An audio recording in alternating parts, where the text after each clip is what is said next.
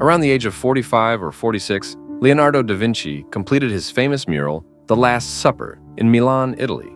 I'm sure everyone is familiar with the various codes within this mural. For instance, why do the hands of all the disciples come together to form a musical score? Remarkably, the score can be played, evoking a sense of a requiem.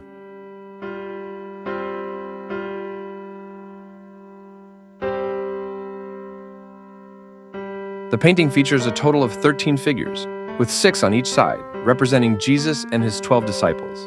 The disciples on the left have their palms almost entirely facing downward, while those on the right have their palms facing upward. In the center, Jesus has one palm up and one down. What could this signify? Moreover, although the artwork is titled The Last Supper, the windows in the background depict a daytime scene.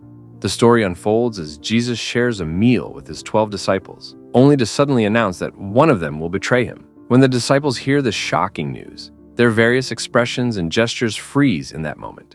We later learn that the betrayer is the figure on the left, holding a money bag, Judas. He was the last to arrive at the gathering, making him the 13th person. As a result, the number 13 has come to be considered unlucky in Western culture. Similarly, the money bag had 30 pieces of silver, so 30 represents misfortune. The first person to discover this hidden musical score was the Italian musician Palla. After his discovery in 2007, he even wrote a book titled The Hidden Score, but it hasn't been published yet. Palla faced immediate criticism for a simple reason. During Leonardo da Vinci's time, the 5-line staff did not exist. The most popular notation was the 4-line staff, and it took over 200 years after da Vinci for the 5-line staff to be developed and widely adopted. So, interpreting da Vinci using a 5-line staff seems like anachronism. However, nothing is ever absolute. Have you heard of da Vinci's tank? When a restoration team set out to reconstruct it, they found that they needed bearings, which were not available in da Vinci's time. This led them to conclude that his tank couldn't have existed. Yet experts later discovered designs for bearings in da Vinci's manuscripts, ultimately proving that he was, in fact, the inventor of modern bearings. His manuscripts are filled with remarkable designs. For instance, da Vinci created a water lock that is still in use today in the Panama Canal. This ingenious mechanism was conceived when he was 49, serving as a military engineer in Romagna. The water lock harnesses the power of water flow to automatically close, tightening as it shuts to prevent leaks. From a modern perspective, it functions like a series of locks that elevate ships to higher water levels. The Panama Canal, which connects the Atlantic and Pacific Oceans, features 9 sets of locks to raise and lower cargo vessels, all based on da Vinci's original design. In addition to the locks, his manuscripts include plans for canal dredging machines, which are astonishing to think could have been constructed 500 years ago.